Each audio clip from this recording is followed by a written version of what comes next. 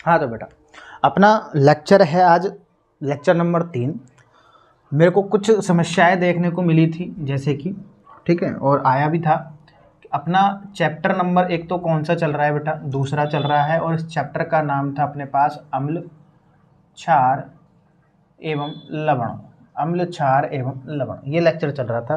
पहले लेक्चर में समस्या ये आई हुई थी कि वो लिपसिंग मैच नहीं कर रही थी। मैं मतलब आवाज़ पहले आ रही थी, मैं बाद में बोल रहा हूँ, मेरे होठ बाद में बोल रहे हैं, कुछ ऐसी मिस लिपसिंग हो रही थी उसमें। तो टेंशन वाली कोई बात नहीं। और दूसरी वीडियो में कुछ वॉइस की दिक्कत थी कि बैकग्राउंड का वॉइस कुछ ज़्यादा आ रहा है।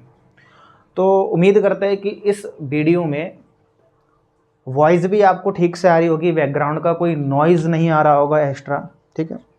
और दूसरी लिपसिंग भी नहीं मैच कर रही होगी, मतलब मिस मैच नहीं कर रही होगी। उस वीडियो में थोड़ा बोलने का फ़र्क पड़ रहा था। मैं जितना ज़्यादा स्लो बोलूँगा, धीरे बोलूँगा, उतनी ही अच्छी क्या आएगी, वीडियो बनेगी या लिपसिंग मैच होगी, ठीक है। तो ऐसा नहीं है कि तुम मैं जितना स्लो बोल रहा हूँ नॉर्मल में ही देखो, वीडियो की स्पीड बढ़ा करके देख सकते हो, 1.25 में देख सकते हो, 1.5 में देख सकते हो, जैसा भी आपको कंफर्टेबल लगे, ठीक है। दो अपन ने कुछ अभिक्रियाएं करा दी थी कल, उसके बाद में मैं अपनी एक नेक्स्ट अभिक्रिया करवा रहा हूँ। मैंने 3 अभिक्रियाएं करवा दी थी। धातु की अम्ल के साथ अभिक्रिया करवा दी थी, ठीक है। और अपन ने धातु कार्बोनेट की और धातु हाइड्रोजन कार्बोनेट की अभिक्रिया देख ली थी, किसके साथ? अम्ल के साथ। फिर हमने अम्ल और क्षार दोनों की अभिक्रिया देख ली थी, अम्ल के क्षार के साथ, जिसको अपन बोलते हैं उदासीनीकरण अभिक्रिया। क्या बोलते हैं? उदासीनीकरण अभिक्रिया। अब यहाँ पर जो मैं नेक्स्ट अभिक्रिया लेने जा रहा हूँ, तो 1 2 3 हो गई, चौथी नेक्स्ट अभिक्रिया अगर मैं लेने जा रहा हूँ तो यहाँ क्या लिखूंगा मैं? अम्ल की धातु ऑक्साइड के साथ अभिक्रिया। अम्ल की धातु ऑक्साइड, अम्ल की धातु ऑक्साइड, ठीक है, के साथ, अम्ल की धातु ऑक्साइड के साथ अभिक्रिया। अब इसी अभिक्रिया में, यानी कि अम्ल की धातु ऑक्साइड के साथ जब अभिक्रिया करवाते हैं तो मेरे पास प्रोडक्ट में क्या बनता है, यानी कि उत्पाद में क्या बनता है? लवण और जल। क्या बनता है? लवण और जल। तो इसमें अगर मैं कुछ पहली ही अभिक्रिया कुछ इस तरीके से ले लूँ कि जैसे HCl की अभिक्रिया, किसकी? HCl की अभिक्रिया मैं करवा दूँ किसके साथ? ZNO के साथ। किसके साथ? ZNO के साथ। तो मेरा क्या उत्पाद बनना चाहिए? या फिर मैं दूसरी अभिक्रिया अगर मैं देखूँ तो दूसरी अभिक्रिया मैं H2SO4 के साथ करवा दूँ, किसकी? कॉपर ऑक्साइड की, CuO की अभिक्रिया करवा दूँ किसके साथ? H2SO4 के साथ। या एक और एग्जाम्पल ले लेते हैं, HCl की अभिक्रिया करवा दूँ। अब यहाँ पर कॉपर ऑक्साइड की H2SO4 के साथ करवाई थी, अब इसी कॉपर ऑक्साइड की HCl के साथ करवा दूँ, तो ये लो कॉपर ऑक्साइड की HCl के साथ करवा दी। यहाँ ध्यान देना, बनना क्या है? लवण और जल। तो जाहिर सी बात है कि ऊपर जो कंकाली समीकरण या लिखी हुई जो हिंदी में है उसके अकॉर्डिंग जल तो बनना ही है।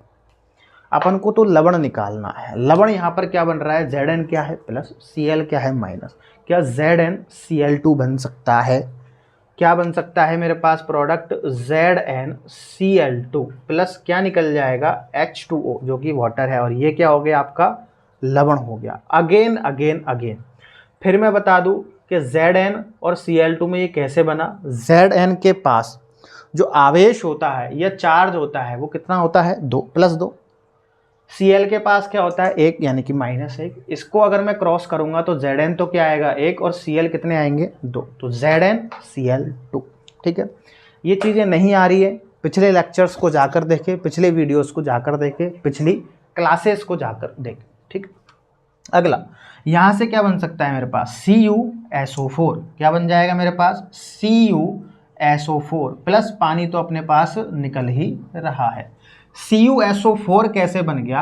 अगर मैं कुछ इस तरीके से यहाँ पर समझा दूँ तो Cu था, SO4 था। Cu के पास भी चार्ज कितना? +2।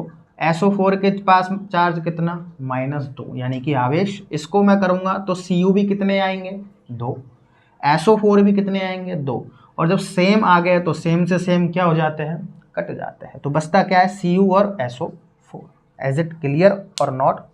HCl की अगर मैं बात करूँ तो यहाँ पर क्या बन जाएगा, CuCl2, क्या बन जाएगा, CuCl2, और पानी तो अपना निकल ही रहा है, CuCl2, पानी तो अपना निकल ही रहा है। देखो कॉपर था, Cl था, कॉपर के पास चार्ज कितना, +2, Cl के पास चार्ज कितना, -1। इनको जब मैं क्रॉस कराऊंगा तो Cu तो 1 और Cl कितने आएंगे मेरे पास, 2।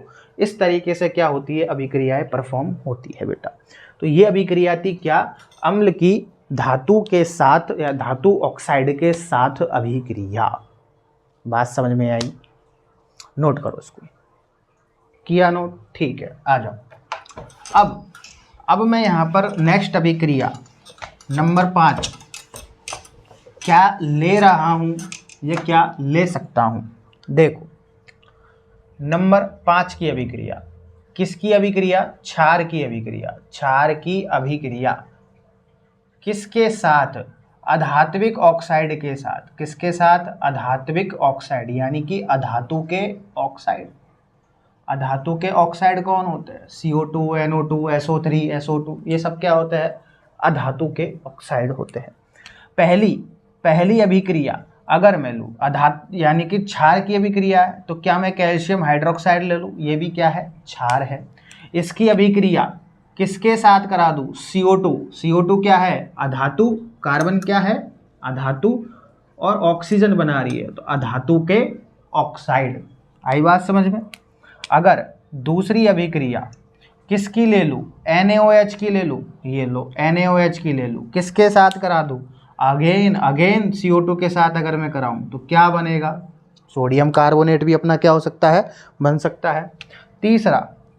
तीसरा अगर मैं KOH ले लूँ, तीसरा अगर मैं KOH ले लूँ और उसकी अभिक्रिया किससे करा दूँ, SO3 से। किससे, SO3 से। तो यहाँ क्या बन जाएगा, कैल्शियम कार्बोनेट, ये मिलकर के क्या बना लेंगे अपना, कैल्शियम कार्बोनेट CaCO3, और प्लस क्या निकल जाएगा, पानी। मैं यहाँ बताना भूल गया कि क्षार की अधात्विक ऑक्साइड के साथ जब अभिक्रिया करते हैं तो उत्पाद में बनता है लवण और जल। ये आपके कहीं भी जो नोट्स होंगे स्कूल के, कोचिंग्स के, या इवन नहीं भी होंगे तो NCERT होगी, वहाँ से आप ये सारी चीज़ें थ्योरीज पढ़ सकते हो, ठीक है। ऐसे ही यहाँ पर क्या बन जाएगा, सोडियम कार्बोनेट, क्या बन जाएगा, सोडियम कार्बोनेट Na2CO3, और प्लस क्या निकल जाएगा मेरे पास यहाँ से, पानी।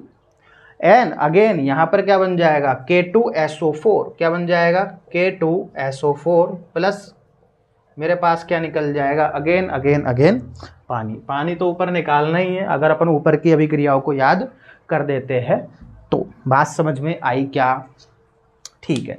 इसको क्या करो आप, नोट करो। आ जाओ, हो गया। क्योंकि वीडियो लंबी नहीं करनी है इस वजह से एक कंसेप्ट और समझ लेते हैं। वो कंसेप्ट क्या है कि भाई तनुकरण, क्या है वो कंसेप्ट, तनुकरण, जिसको अपन क्या बोलते हैं, डाइल्यूशन बोलते हैं। क्या बोल सकते हैं, डाइल्यूशन। ये ता तरबूज वाला है, ना कि ता टमाटर वाला। देखो तनुकरण का मतलब क्या होता है, ठीक है। अगर मैं बात करूँ यहाँ पर, अगर ये मेरे पास क्या है, एक अम्ल है, और ये मेरे पास क्या है, एक क्षार है। देखो बेसिकली तनुकरण का मतलब होता है कि किसी भी सांद्र विलयन में पानी मिला देना, विलायक मिला देना। सार्वभौमिक विलायक का नाम क्या है, पानी, इसलिए मैं बोल रहा हूँ कि पानी मिला देना, ठीक है। अब यहाँ पर अम्ल है, तो अम्ल में अगर मैं बात करूँ तो अम्ल में कौन से आयंस होते हैं, H+ आयंस होते हैं। अम्ल में क्या होते हैं, H+ आयंस होते हैं। और क्षार में क्या होते हैं बेटा, तुम्हारे OH- आयंस होते हैं। क्षार में कौन से आयंस होते हैं, OH- आयंस होते हैं। अब जैसे ही इसमें, अब मान के चलो इतना क्या था अपने पास, विलयन था। ये कैसा विलयन था तुम्हारा, सांद्र विलयन था। यहाँ पर जो भी था तुम्हारा वो क्या था, अब तक तो क्या है, ये सांद्र है।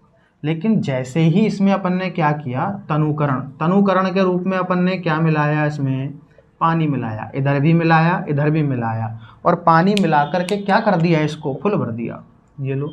अब मेरे को बात बताओ, विलायक की मात्रा ज़्यादा हो गई और तनुक सांद्र यानी कि विलेय जो अपने थे किसके रूप में, आयंस के रूप में जो विलेय थे, इनकी मात्रा क्या हो गई ऑटोमेटिकली कम, और इसकी मात्रा क्या हो गई ऑटोमेटिकली ज़्यादा हो गई। तो इसलिए बोलते हैं जब किसी भी सांद्र विलयन का तनुकरण किया जाता है या उसमें पानी मिलाया जाता है तो अम्ल और क्षार के H+ आयन और OH- आयन की सांद्रता में कमी आ जाती है, क्योंकि ये जितने थोड़े ही थे तो जैसे जितना पानी मिला देंगे उतने ही क्या होते जाएंगे, ये कम, जितना पानी मिलाते जाएंगे उतने ही क्या होते जाएंगे, ये कम। तो बोल देते हैं H+ और OH- की सांद्रता में कमी आ जाती है। अब यहाँ पर एक बड़ा कन्फ्यूजन है, बुकों में बोला जाता है H3O+ और OH- की सांद्रता में क्या आ जाती है, कमी। यहाँ H+ नहीं गिना जाता। क्यों नहीं गिना जाता, क्योंकि जैसे ही हम अम्ल के अंदर क्या मिलाएंगे, पानी, ये जो H+ जो होता है, जो कि क्या होता है, अम्ल के आयंस होते हैं, ये H+ पानी से क्रिया करके, किससे करके, पानी से क्रिया करके क्या बना लेते हैं, वाटर के मॉलिक्यूल से क्रिया करके H3O+ बना लेते हैं। इसलिए बेटा यहाँ बोला जाता है कि H3O+ और OH- की आयन की सांद्रता में कमी आ जाती है। कब, जब तनुकरण किया जाता है। बात आई समझ में? तो बहुत बहुत धन्यवाद। कल अपन देखेंगे इसका पीएच क्या चीज़ होती है और उसके आगे का चैप्टर क्या करेंगे अपन कंटिन्यू करेंगे। ये आपकी प्रोसेस है, देखना। ठीक।